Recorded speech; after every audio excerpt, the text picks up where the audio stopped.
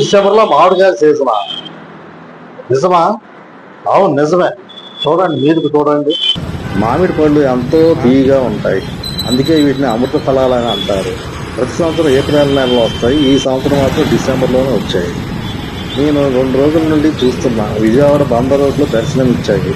ఈరోజు Bandar road series ఎదురుగా పౌర్వన్ mall పక్కనే నా కంటపడ్డాయి బంగినగిల్లి మామిడి పళ్ళు. చూడండి, మంచి రంగులో ఉంది, ఎంత బాగున్నదో, నోరు ఊరిస్తున్నాయి.